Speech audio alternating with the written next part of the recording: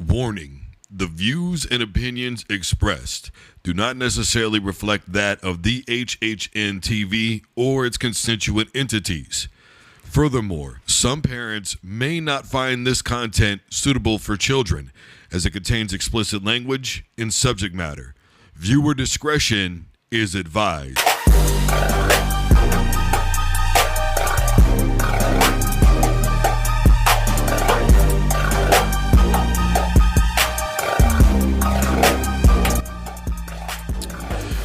Hello, everybody. I'm Drew Duncan. The show's fired up, and we are live. Facebook, Twitter, and Instagram is all at Drew Duncan Radio. I am wherever you are listening to podcasts. Take a device to play Fired Up by Drew Duncan, iTunes, iHeart, wherever you're listening. I am there. Plenty to get to today. Obviously, we're going to be talking about Florida State and Georgia Tech for tomorrow. We're going to be giving an update on Douglas Coleman III, horrible looking injury last night in the preseason. And, of course, we're going to be talking about Creed Humphrey from the Kansas City Chiefs, who just became the highest paid center in the NFL, a $72 million deal. In the meantime, it is Friday, which means our MMA insider, Austin Ford, is hanging out with us. Austin, thank you so much for being on the program again today, my man. Let's go. TGIF. Indeed. And I'm ready for the weekend, but I'm ready for this right now. Let's get it. I know that's right. Down to brass tacks. Look, obviously, Sean Strickland, he's a guy who just really doesn't give a damn about what anybody thinks about him. I think anybody who follows MMA is well aware of this. He said that maybe Izzy just isn't that good. Now, to be fair, he did beat Izzy himself, but he's also lost to Duplessis. He's also lost to Pereira. So by his own notation, his win over Izzy isn't even really that good. I don't know, man. I want to hear what you say about this because I'm at a loss for words, bro. Seriously. Well, Sean Strickland is a unique character in a lot of ways. However, he's not unique in that we've seen this guy before. You see him in elementary, you see him in middle school, you see him in high school, you see him in college, at the party that's spilling into the street, getting in fights. He's just, I wouldn't even say he's a bully, but he has some big time bully tendencies. And so when you hear him say he sparred Kelvin Gastelum a bunch of times and that Izzy had a close fight with Gastelum, and Gastelum sucks, right? Like, who says that? What kind of guy is that? Like, hopefully Gastelum slept with his wife or something to make him want to speak, right? Hopefully he did something egregious to get talked about this way, because you're talking about your old sparring partner and he sucks. Like, I know Kelvin Gastelum is a good fighter. We've all seen it. He's very good. Isn't Kelvin Gastelum the same guy that beat Michael Bisping? I mean, right. And then Izzy isn't that really that good. Well, that's like these couch potatoes watching a professional football game and going, man, he sucks. Actually, he's the top 1% in the world at his position. The worst guy in the NFL doesn't suck, right? I mean, if you're an analyst or you're you are a connoisseur of football, okay, you can speak on it. But, just to say that someone sucks, it's just like fingers on a chalkboard. And he gives props to Pereira because he beat him. That's a bully tendency, right? You talk good about people that you're scared of and can whoop you. He even said Pereira can't come back down to 185, and that's good for us, right? You got Duplessis saying, come on down to 185, but I don't want no excuses. I'll come up to 205. That's what I'm talking about. But Strickland, it's just a troll game, and it comes down to, I don't think I'd want to be around that guy. I don't think I'd want to be sitting next to him in a restaurant and at the table over there, and I can hear what he's saying. I'm like, can you move us, please? Oh, we're just out of here. It's so annoying. And it's funny because you made mention of the couch potato. Sean Strickland is the first one to go after people online and say, no, man, you can't say that about any of us. Like, okay, bro, slow down a minute. Right. Because according to you, basically nobody can fight, right? I feel like if he were to come back and beat Pereira or come back and figure out a way to beat a guy who just beat Izzy, right? If he were to figure out how to beat Duplessis, all of a sudden it would be, well, that first time was lucky. I feel like he's that guy. He absolutely is that guy. He speaks in a way that whatever suits him, right? Whatever the situation suits him. He's not a super confident guy, and he's talked about that. He's talked about his past and what he's had to overcome, and that stuff just doesn't go away. So I would hope that he would seek some type of just consistency of emotion and thought, because he's all out here willy-nilly flying around just talking smack about whoever and whenever it suits him. It's obvious, and to me, it's a lack of character. I'm not impressed by the shocking things that he says, right? Like, he's not clever. He's not clever. He's just mean and rude and crass and insensitive. Like, you wrap all that up, and he's just kind of a jerk. Now, I don't know him personally. Hopefully it's just a game, and he's really just a nice guy, and he's just poking, and I guess he's trying to get more eyes on him, and I don't know, maybe he's just having fun. And I'd like to know that. Because if he said, I'm just out here having fun, I like to poke fun at people, I like to stir S up, but really, I love all these guys. And I'd be like, damn it, Sean, I love you too, man. And I'll put my foot in my mouth. Because you really are a good guy, but is that the truth? Nah, jerk, or is he a nice guy? To me, he sounds like the comment section, bro. You know those guys that just you see him in every comment section. They're basically making a mockery of everybody. Nobody's oppressed. Nobody's this. Nobody's that. Everybody's that. Like he's just one of those dudes that to me are just bitter and angry at society. And I don't know what his deal is. He just happens to be a really good fighter. If he wasn't a really good fighter, then he would be that annoying guy in the comment section that won't just shut the fuck up. You know what I mean? But absolutely. He's very talented, very tough, stubborn as a mule. Yeah. But if you get into those comment sections sometimes, that's exactly what he is. It's somebody him. Come on, man. Kind of funny. He said a journalist was a pussy because he had an iPhone, bro. Now what the hell? Like, he just flippantly just says whatever the hell. Like, he has no way of controlling his inner monologue, bro. Just whatever comes to his mind, he thinks he has to say it. Like, no, we're not at a party and kicking it. Like out of control. It is. Right. You know what I mean? Like, to me, he'd be kind of maybe that funny drunk dude at a party, and you're just kind of like, whatever. He's just drunk, goofing around or whatever. It'd be kind of funny in that setting. But I think he thinks he's there all the time, and you're not, bro. You're a professional fighter, and I don't have a problem with people saying what's on their mind. But after a while, it gets to a point where it's like, okay, dude, like you said, this is either an act, and we're tired of the act, or this is really you, and you're just kind of a jerk, and we're tired of you being a jerk.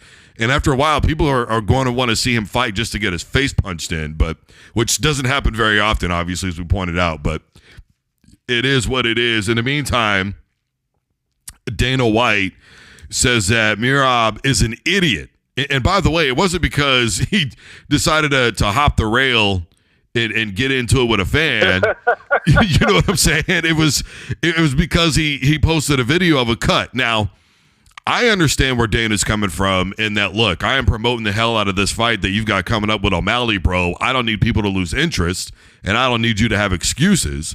But I think from Mirov's perspective, he posted it because if the commission goes and takes a look at it and they say, hey, look, we're going to have a doctor take a look at this, and then a doctor goes, he can't go, he's got to stop training, then that stops it. But I think his point is, look, I have to be at my best. And for anybody saying, well, it's not that big of a deal, including Dana White, guess he forgot what happened with George Foreman and Muhammad Ali. When Foreman got that cut, he had to stop training. Ali was able to continue training, and then he was able to outlast Foreman in that fight. Now, I'm just saying, from my perspective, that's the way that I see it. But you're a trainer. You may see it a little differently. What's on your mind? Well, I've dealt with cuts 4 weeks out, 3 weeks out, 2 weeks out. This year, 2 weeks out, with a pretty nasty cut in the eyelid, which is, pretty common, and it can be a problem. I think classically you could get stitched up, get your stitches, as long as it's not like so deep that you have to get inner stitches and like internal stitches and external stitches. So there's levels of cuts. Some cuts, it's nothing. It's so superficial. You get 5 stitches, get them out in a week, and then a week from that, it looks great. So those really are nothing. Now, Merab's cut, it looked pretty solid, like a pretty solid cut. So, but it's very common. It's not going to stop an MMA fighter from training, period. I promise. There's lots of things we can do. It's where you will see headgear come into play.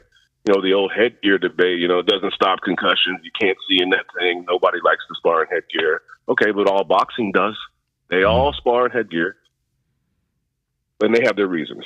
But in MMA, we'll throw on some headgear. You're going to wrestle. You're going to grapple. You're probably not going to get hit in that cut. You don't want to get hit. You don't want it to open back up. You want it to heal.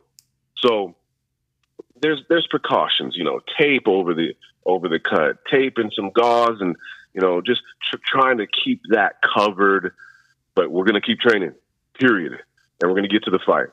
And like Dana's talking about boxing, they try to hide those things because it's an advantage for the opponent. We're going to target that eye and open up that cut. Well, that's easier said than done. And George Foreman not training when he got cut, well, he should have kept training. I can think of one thing he can't do, which is an important thing. But how many days a week while your cut heals, whether it's 1 week, superficial cut, pretty deep cut, 2 weeks. How many days are you sparring in those 2 weeks? Those are the days you're missing. Every other day, you can still do what you're supposed to be doing. And how about you step it up? You go hard. You use it as fuel. Like Merab said, this is going to make me stronger. I believe him. I believe him because of where he's from, who he is, and he said it. So it's not a big deal. Dana White is probably upset because this show is so important to him. And as soon as he heard about it, he probably saw the post before he heard about that he got cut. And he's like, he kind of loses it a little bit. And then the first time someone asks him about it, oh, he's about to talk about this. And so he calls Merab an idiot over and over and over. Okay, enough. That's the punishment. Punishment over. Because the truth is, it's not going to stop Merab. Are we 4 weeks out? Yeah, that fight's it's in September. Okay, so plenty of time. Plenty of time. If Merab were to say, or any fighter were to say, and then I mean fighter, not boxer. I love boxing, tough sport, dangerous for the brain, very exciting, but this is closer to fighting, MMA is. A fighter to pull out from a fight 4 weeks out because of a cut, man, he may not recover from that with respect from his peers. So it's not a big deal. Should he have posted it? Who cares? It's him. It's his. We live in this age of instant gratification. We're posting everything online. Who cares, man? Who cares? Did he give an advantage away to Sean O'Malley? Well, he did it to himself. Who cares? And I'll just give you a prediction right now. Merab's going to win that fight. What? So it'll be a moot when it's all said and done. Well, to your point, the one issue that I've always taken with O'Malley is I think there's been plenty of times in his career where he could have just put somebody down. And instead of just putting him down, he loves to show off how fast his fists fly. And he just starts messing with people. And I'm like, bro, one day you are going to carry the wrong fighter into the next round. Now, it could be Merab, but I don't see it. But that's me, though. Real quick here, this has been an entire thing. John Jones was talking about the video with Miocic and claiming all these fights were never even in talks. And then when it came to whether or not John Jones was going to fight Francis Ngannou, Dana White has been claiming that Ngannou didn't want the fight and all this other stuff. And then Ngannou, came out and said, look, that's the new narrative. That's fine. But we all had sit downs and John Jones eventually just did not want to do it. So it's he said, they said, oh boy said, here we go, drama. And by the way, Ngannou's got a fight coming up here with Ferreira. So that's really what should be on everybody's mind, but it is what it is. Number one, why do you think this is coming up now? And number two, does it matter? Because look, John Jones is so out of shape. I don't even know if he really wants to fight, to be honest with you. I think I'm over the John Jones stuff, if I'm keeping it a buck. You know, I'm with you on that. I think he's tarnishing his reputation. Right. You know, I think if he gets one more win, he needs to go get and let that be the last we hear of him. But, you know, when I read the quote of Dana saying, I can't make Francis fight John, I think you could interpret that as I can't make them fight. Right. And so if we look at it that way, and it got taken out of context, and rightfully so, I think that's probably what happened. And then Ngannou hears or reads the article or hears the interview, and he's like, wait, what? No, I wanted to fight John Jones. I had no problem fighting John Jones, but I wanted the terms and the money to be right. Completely fair. Now, did John Jones say he did not want to fight Ngannou? I don't know about that. Did Francis Ngannou say, I don't want to fight John Jones? No, he did not say that. So I think it's kind of a small issue. It's a dream fight. I want to see that fight. But I really think John Jones gets that done pretty quickly, or it's kind of that lay and pray, dominate on the ground. I think he gets that done. The fight is what we're going to see in the PFL. Now that's a Francis Ngannou fight I want to see. Yeah, and you know, to be honest with you, I'm actually more interested in that fight than I was in his second boxing fight. I'm more interested in that fight than I think I am with a fight with John Jones. You know, he's all over social media. How many more of my own records can I break and all this other stuff? It's like, okay, bro, we get it, but you are still holding up an entire division right now. And you're flippantly doing it. You're not giving a damn. You're out here wilding out, partying. Allegations are continuing to fall all over his head. I'm not saying he's guilty. I'm not saying he's innocent. I'm just saying this is what's going on. And I think that at some point we have to get to a place where we have to stop worrying about the next John Jones fight, because that fight could be made, and given what's going on, he might not even be able to show up. So I'm over it personally. I'm done. Until somebody signs something, I really don't even want to discuss it anymore. But that's just me. You know what I mean? I'm over it, bro. That's us. Yeah. That's us. Yeah. Not just you. That's us. Yeah, I'm done. Seriously. Really quick here. Ronda Rousey, man alive, via MMAfighting.com. A quote for her, quote, "When Gina Carano was gone, Chris Cyborg's pumped up to the fucking gills with steroids. No one wants to watch that cheating ass B. Everything just tanked. The division was dying. It was just a matter of time before they closed the whole thing and there would be nowhere that would showcase women's MMA. So I had that much time to make sure that Dana White couldn't go a single day without seeing my name somewhere. The rest is history." End quote. Now, obviously, there's a lot to take away from this. For me, number one, I always tell people, go look at who has, out of the top 15 buy rates in pay-per-view history for the UFC of all time, go look at that statistic. And for a while, she was top 10. And think about this. She hasn't had a fight in, 6 years? Then, additionally, let's remember what she did for MMA. And don't forget, allegedly, and this is according to Gina Carano, Dana White tried to make a fight between these two, but he kind of wanted to hurry it up, according to her, and not really give her time to come back and train and all that stuff. Regardless, A, we can't deny what Ronda Rousey did for women's MMA. B, I don't think anybody looks at Cyborg and goes, "Oh, yeah, no, she's all natty, bro." No, they don't. No, nobody looks at her and goes, "She's all natty." It doesn't happen. And Cyborg, by the way, was in the comment section calling Ronda Rousey delusional. There's a lot to unpack here, but at the end of the day, to you, what's the bottom line? You are right. That's the bottom line a lot of times, isn't it? But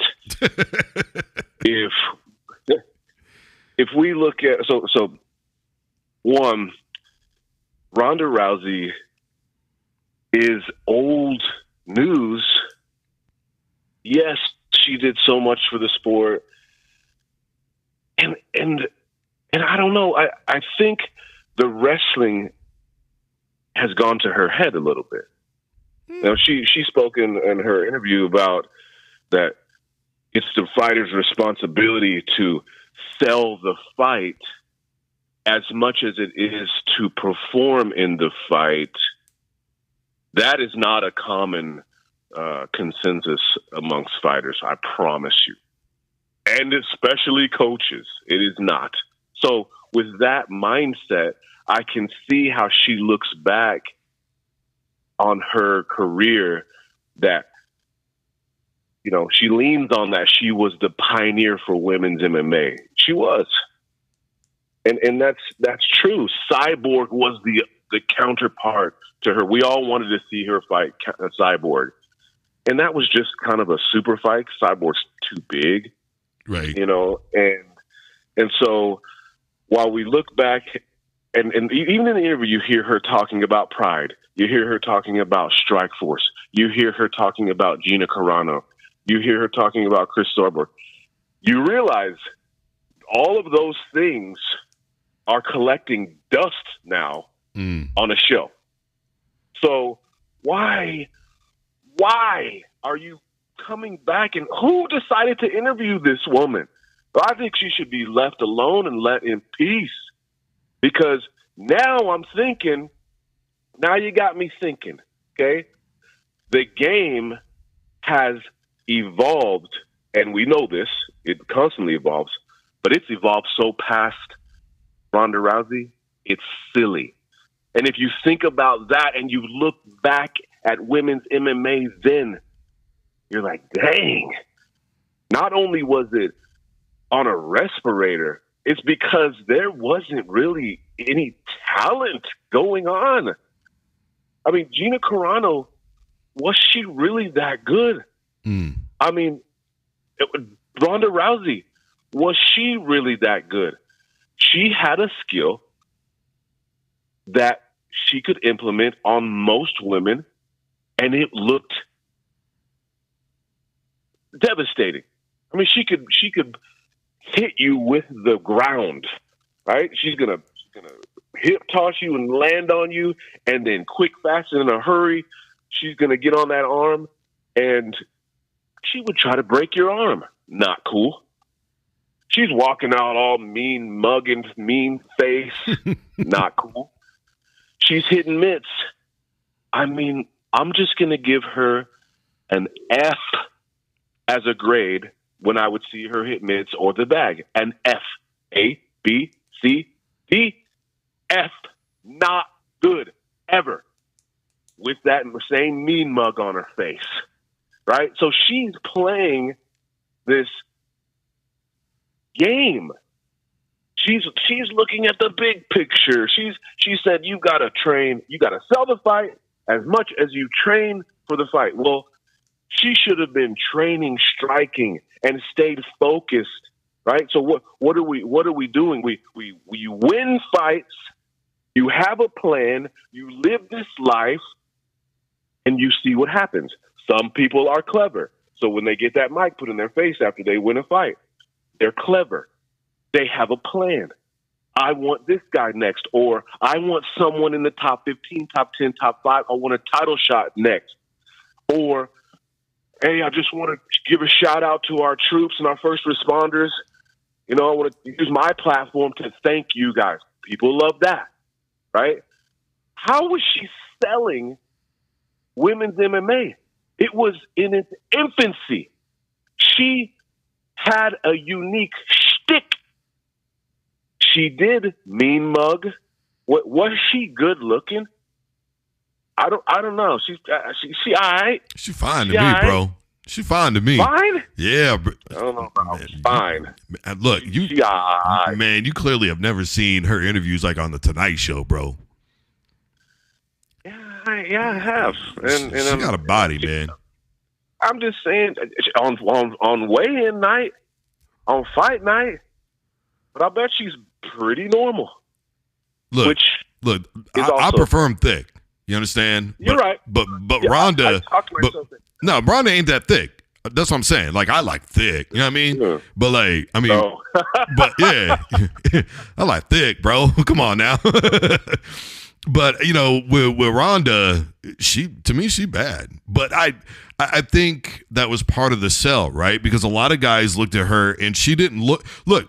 When we're talking about Chris Cyborg, look at Cyborg, no disrespect to anybody, and then look at Ronda. What do you think, generally speaking, men would prefer? They would prefer Ronda Rousey, right? From an eyeball standpoint. Cyborg couldn't be in the Olympics. No. Well, and see, and that's another accomplishment that Ronda Rousey has are her medals.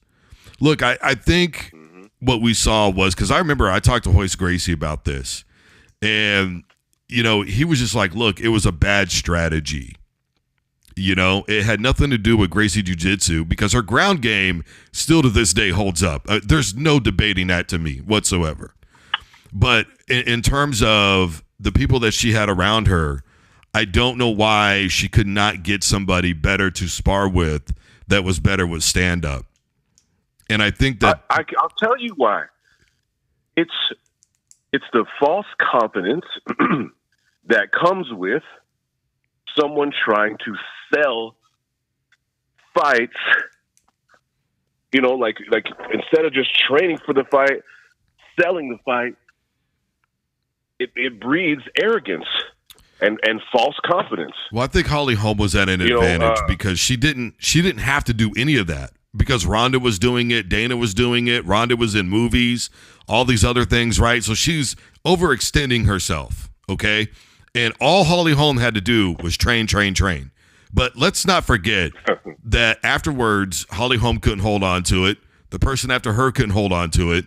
We didn't have somebody successfully defend that belt until the woman who, to a lot of people, is the GOAT in female MMA right now, Amanda Nunes, TKO'd her, right? So I think that we forget that Ronda Rousey for a long time was the only one to successfully defend that belt. Miesha Tate couldn't do it. Holly Holm couldn't do it. It took Amanda Nunes. And Amanda Nunes is a true striker. If their game plan was really the black belt. Right. So, but, well, I still think that Ronda would have been able to take her if they would have got on the ground. I absolutely maintain I don't that. think so at all. Oh, man, I do. No. Yeah. Ronda is a different type of jiu-jitsu player. She's an armbar specialist. She's a position specialist. Well, that's what mounting is, bro. Yep. But Amanda Nunes, I'll bet you her judo is not that far below Ronda's. And I'll bet you her armbar game, I mean, we saw it with Megan Anderson. You know, her triangle game, her side control, you know, just those positions that Ronda often found herself in, Amanda Nunes is as good. And everything else, she's better. And obviously you saw what happened when Nunes just, I mean, I feel bad for Ronda Rousey in that fight. I felt bad for her. I still feel bad. When I watch that fight and see highlights of that, I'm like, oh my goodness. What did you think was going to happen? To this Where day, was her coach?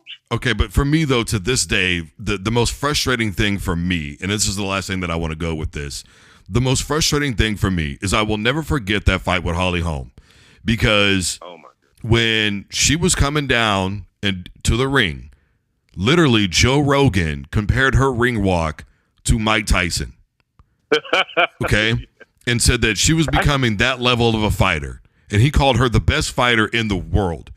Not even wait a minute. Not even popular. Not even 8 minutes later, when Ronda Rousey lost that fight, it was, well, see, she wasn't able to do blah, blah, blah against opponents that honestly really weren't that good.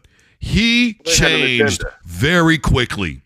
And that will always piss me off because it only took that one fight for everybody to go from watching her movies. Come on, man. She was in Fast and Furious, bro. Do you know how many people probably went to go see that movie just because she was in it?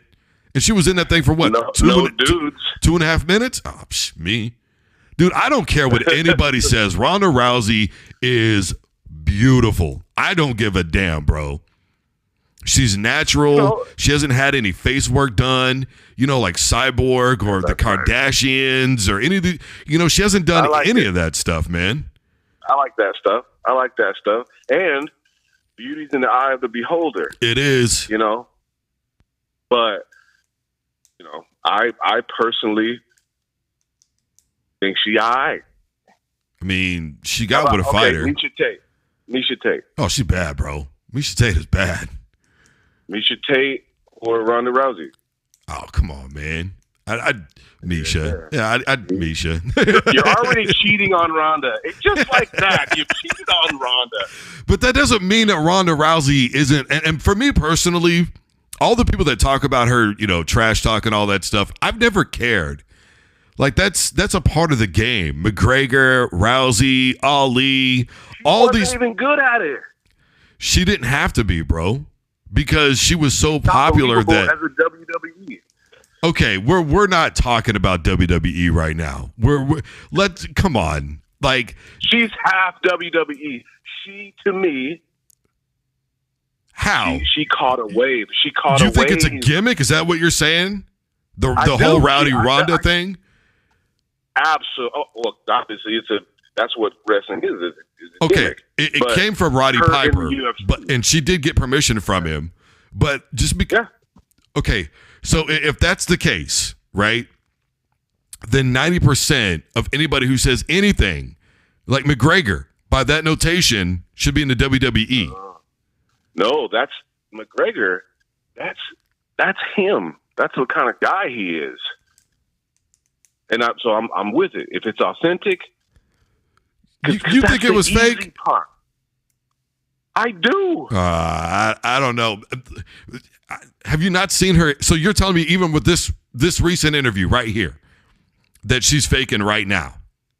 Not faking, but it's the result. It's the product of someone that has dealt with arrogance, and arrogance is just a false confidence. Okay, and when you chase. Speaking of Misha Tate has even said, and this is from Ronda's time in WWE. Even Misha said, Ronda's not playing with what she says. If she really wants to hurt somebody, she actually will. And Misha Tate is her biggest hater because of their history. She cannot stand Ronda, and the fact that she said that. Who's somebody? A woman that is her size, or a man her size, untrained, maybe a little bit of training. Yes, if you get close to her, she's going to link up with you, and she's going to toss you and land on you, and then she has the training and the reps and the drilling to get into a position to compromise your arm, and she will break it. If she wants to hurt you, she will hurt you. Yes, because that's the type of player she is. She will break your arm. She'll try to break your arm, not submit you. Break your arm. So I think we liked that kind of meanness, but I personally, I'm not a fan of the arm break. If you make me break your arm, okay, that's on you, and gladly. But right away, I'm not trying to break your arm. I want to secure my victory. If I have to jump on this arm bar because you are so dangerous and I'm not sure if I have it completely, I got to win this fight right here, right now. Yes, I'll break the arm. But if I know I have it, I know I'm better than you, I know, I've got this cinched up. Yep, go ahead and break it. I don't like that. I don't think that's not honorable to me, right? And so could she hurt somebody? Who's somebody? Who's somebody? And how would she do? Ronda Rousey in her prime, in today's UFC, she doesn't even crack the top 15. She's nobody. And I don't mean that disrespectfully. No, I get it. You're saying she's outdated. I don't think her skill set would have ever survived in this day and age. I think they're across the board. These women today, man. No, the game passes you by. I mean, it's just like, it's no different than Nick Saban, right? The NIL deals, the transfer portal, he can't do a lot of things, by saying, well, I like to put fear in my players and make them have the fear of not starting. Well, you can't do that anymore because, okay, fine, bro, I'll just transfer. Deuces. Right. And I'll go get more money somewhere else. You know what I mean? Mm-hmm. So it's okay to say that the game passes somebody by. I don't take issue with that. I think for me, the problem is that because of how her career ended, people really refuse to acknowledge what she did. And that's her point. There were people out there. Gina Carano dipped. Cyborg couldn't pass a UA, right? Let's keep it a buck. She kept it going and dragged it, kicking and screaming for women into the area that it is now. They look forward to seeing women's MMA now because of Ronda Rousey. And I think that people forget that she brought it to that level, because before her, how many people were saying, I don't like seeing women fight. This is not a women's thing. Women are supposed to be this. Women are supposed to be that. And she came in and said, no, women can be all the above. Okay. Hot take. Misogyny is played out, right? It is. Never like that, right? I'm a feminist. And so I support that. Ronda Rousey, what she did for women's MMA, and kudos, flowers, all of that. So yes. But here's the thing. I don't think many people are saying that she didn't do that. And so she's coming out saying people need to recognize, people better recognize. And it's like, well, we already do, Rhonda. We already do. So this kind of makes you look weird because you keep bringing it up, right? Now you keep bringing it up, and now I would encourage you to go look at comment sections, man. I really would, because this is what she's talking about. Well, comment sections, and she should stay out of the comment sections. She needs to remember what I said about Joe Rogan, though. And Joe Rogan, to a lot of people, is the voice. You know how Joe Rogan people, you know how it goes, bro. Joe Rogan people they're a different level. Joe Rogan has haters too, and that's the thing about, you could pick any topic, any person. There is a large group of people that will defend a person, and there's a large group of people that will offend that person. It's bad. It's like debate in high school, right? It's like, okay, you're going to argue for Donald Trump and you're going to argue against Donald Trump. Go. And then on a different day, you might have your roles reversed. And so that's how you become good at debate. Is it doesn't matter if you support what you're debating in favor of or against. You just have to be good at debate. And so we have a platform on social media, in the comment sections. You can say whatever you want to say. So are there people that oppose Ronda Rousey and what she's done? Yeah, absolutely. And are there a ton of people that support Ronda Rousey that are thankful for what she did? Absolutely. And those are the people that she should be leaning on, right? But those are very few and far in between right now, though. They really are. I'm one of the few people, Austin. I mean, really go and I mean, even Dana White has basically turned his back on her. It's insane, bro. The amount of money she made that company, and now everybody literally just acts like it is no big deal. It blows my mind. It really does. And here's the thing. I've been there. I took a radio station that had 5 shares. That means 5% during the time slot that I was on. 5% of all people that could listen at that time were listening. In 3 months, I took it to 45 shares, which meant 45% of all people that could listen during my time slot were now listening. 3 to 6, hardest time slot to fill, my man. And what did I get told later on? We're just going to go a different direction. This isn't what we want. This isn't what you want. Do you understand what I just did for you? I'm the reason that you have any attention at all right now. Without me, you're not here. You are literally, you don't exist right now. It pissed me off. So I get where Rhonda is coming from, because when you get that level of disrespect from the very people that you helped create through your popularity, they were popular by association. It's not that the UFC wouldn't be okay right now. It's not that the UFC wouldn't be making a ton of money right now. It's got nothing to do with that. It is the very fact that at the end of the day, what she says to me is 100% spot on. Had it not been for her carrying women's MMA during its dark time, it wouldn't exist. It's no different than what Stone Cold did for the WWF. He literally saved that organization, dragged it kicking and screaming. And by the way, because of her, the first ever women's main event happened at a WrestleMania, and in a quarter of her first full year there, she set a pace to where the WWE could break a $1 billion record that existed for years. She was making everybody money hand over fist, and then everybody spit in her face and said, "To hell with you." Okay. So I'm with you on that. And by the way, she's not that popular. We've just spent 20 minutes on this. Facts. Still that popular, right? And this concept and this issue is popular and hits home for you and for me. And so I'm with you, right? I have been, coaching fighters. It's a thankless job, right?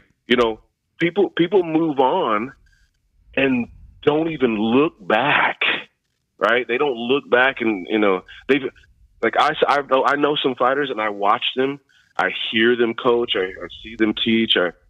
I'm like, wow, there's a lot of me in there. I can see myself in there, but I never hear them say that. These particular people, and that's fine. That's fine because I have a lot of people that do, and so I try to find, pride in what I did, whether they acknowledge it or not. Right. So that's the journey I am on. I don't really need everyone to recognize what I did for them, because it doesn't change the fact of what happened and what I did for them. So Ronda Rousey, what you said, what she did for the UFC, you cannot deny that. What she did for the WWE, undeniable. Is she paid for the rest of her life? Yes. Is she one of the most highly recognizable people in the world? Yes. Can she get what she wants wherever she goes? Yes. Could she go away and just live on the farm with Travis and just stay in obscurity and live a great life? Yes. She's super duper blessed. And I love that. But to keep circling back and wanting more recognition, it only hurts Ronda. It only hurts you and me when we think about what others did to us and didn't give us our props and flowers. It only hurts us. So I think that's kind of my take. It's not really an opposition to you. It's just kind of a no. It's fine. I mean, it's all love, bro. Yeah, I don't. Yeah, but I'm with you on the support of Ronda. But dadgummit, I'm in this debate, whirlwind, where I can see the other side too. And, I just think that, Ronda, are you happy? I hope so. And if you're not happy, if it literally brings you angst because of what's online and that you aren't being recognized like you used to be, she's in the Hall of Fame, then I wish and pray for you to find peace, because there is no point, except for us to talk about it, for you to do another interview and set us all straight again. Like, we're good. If she happens to be out there listening, I'm telling you, I'm this close to sliding in her DMs and see if she'll come on the program. I doubt it. I don't. It is what it is. But I don't know. I don't think I'm hating, am I? I'm not hating. No, I wouldn't. Like, here's the thing. When it comes to you, the way that you say things, no. Look, there's a clear difference, right? There are people that just have flat out animosity towards people. And it's obvious that you don't have any animosity towards her.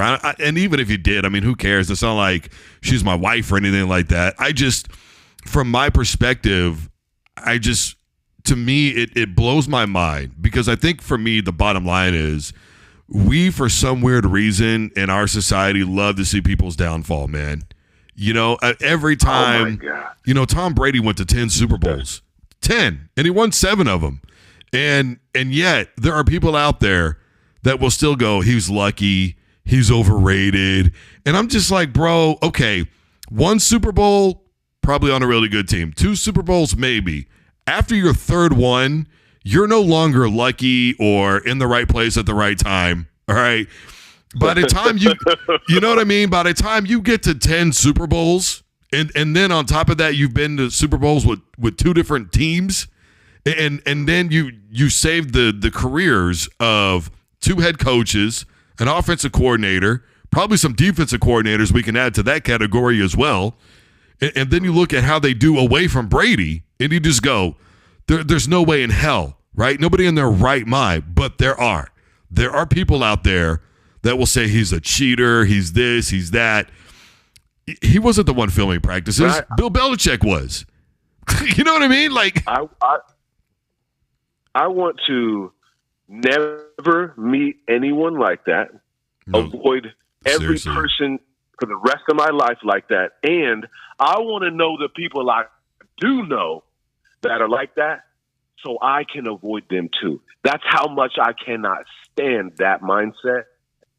And that type of talk, I can't stand it, man. Yeah, man. It's like they're just waiting. Like when Brady would lose. I mean, come on, man. You saw this. Brady would lose, and people just, man, they loved it. For me, I just got sick of it. I was just like, gosh, damn, can this dude retire already to give the rest of the NFL a chance? That was my thing.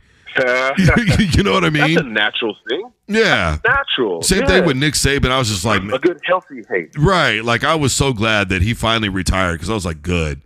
You know, and like now the rest of college football has a chance, and we can get some recruits going to other places, and we can level out the playing field again. You know what I mean? Like that was my thing. It just it got boring seeing the same over and over again. But you know, winners want to win all the time. I mean, my favorite all-time quote from Tom Brady is there was a guy who was upset because he didn't get to play in the Pro Bowl because he was going to be in the Super Bowl, and Tom Brady goes, "You think we do this shit for Pro Bowls, bro?"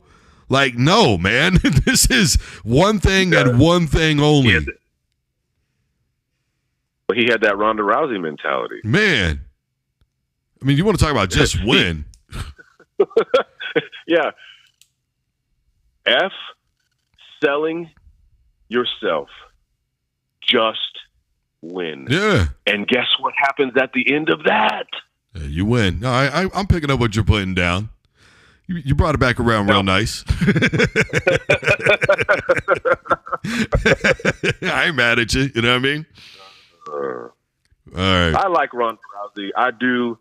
Let me just, for the record, you know, but when we get on here, you know, we can't be just agreeing on everything. Like, you come out and you say, what say you, Austin? And I go, well, I agree with you. Yeah, it wouldn't be much of a show. That's for damn sure. No, it wouldn't. Yeah, man, I want to give him my opinion. I had a dude one time. Yeah, go ahead. No, my bad, man. I had a guy, he really wanted to be on the show. I'm not going to say his name because he's actually a good buddy. And he does love MMA. And he wanted to come on my show back when I was working at another radio station. I was like, all right, man, fine. You think you can do this? Because, you know, he just kind of started to get to the point where he was bashing me a little bit. And I'm like, all right, we're about to find out. Oh. And so I brought him on, and I would ask him a question. And, I mean, 5 seconds would go by, and he was done. And he would shake his head, and he was nervous and all this other stuff. And when we were done, I was like, it's not as easy as it looks, is it? You know? I remember one time I asked this girl, you know, she's telling me all I did was talk on the radio, somebody that I worked with. You know, how hard can your job be? I said, okay, you go to church a lot. What's your favorite book in the Bible? And I said, you got 5 minutes, go. And she told me, and I said, okay, now why? And she goes, well, because, you know, da-da-da-da-da. And I was like, you still have 4 minutes and 50 seconds of airtime to fill. You know? Yeah, but this is not as easy as it appears. Well, and I remember when I interviewed with ESPN, they asked me what the thing was I hated the most about this job, and I told him that very story. And he goes, Drew, the thing is it should be a compliment because you're so good at what you do that people think that it's easy. And you and I both know this is not easy. So, you know, it's not easy what you and I do. And, you know, the ability to take a small subject and expand on it. You know, people look at my notes. They're like, how did that one page of notes turn into 10 minutes? And I'm like, well, number one, it has to. And number two, because you could draw so many different aspects in, you know, at one time. And I like having opposing aspects, man. I would hate it if you just said, yeah, you're right. It's cool, bro. Whatever. I'm just here for fun. Well, you have helped me realize this about myself too. You know, I feel a little more pride in myself that I am honored to come on your show. I've inspired, I think, a lot of people that I've seen of my peers, they've tried to start, an Instagram, coaching like I have done at Austin Ford, AUSTENFORD. Check that out. But I think they think they can do it because I make it look easy, because it is for me, and like this radio thing for you, you put your whole life into this, and you do make it look easy, and it does seem easy. I bet it comes easy for you. It's like breathing for you. So yeah, that's a good way to inspire people. I think Rhonda, let's throw another log on the fire for Rhonda, that she inspired a ton of women to go, I can do that too. I can do that too. And I'm thankful that she did that, because look at the women's division now. I mean, literally every year it gets better and better and better. It does. It does. And, honestly, I like to see the growth. And to your point, like I said earlier about the game passing her by and her style being outdated, I don't have a problem with that. I agree with that. It passes everybody by. But I think that the recognition for the time frame, and it's crazy because even though it's been 6 years since she's had a fight, when you think about it, it's not all that long ago, but we treat her. Oh my gosh, you said 6, and I was like, yeah, I'm thinking it was 16. Yeah, I mean, seriously, when you think about it, that's the way that we treat her. We act like it's been 15 years since she's been in a fight or something. It hasn't been really, by and large, and as you get older, obviously, you start realizing this, it ain't been that damn long.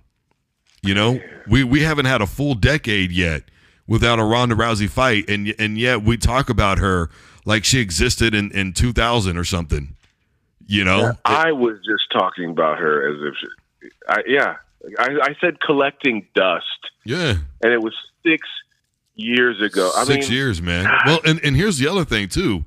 I think that's significant, though, because to your point, it does show how quickly women's MMA has evolved into what it is now, right? And really all of MMA. I mean, you and I have talked about this. It used to be you had your ground guys and you had your strikers, right?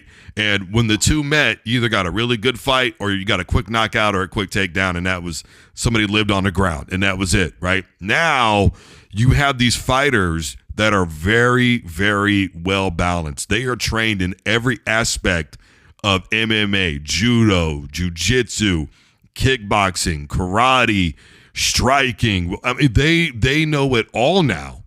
And that's what's made fighting so much better. And, I remember asking Hoist Gracie years ago about the direction of MMA, and he said it's good because it made it relevant all over the world.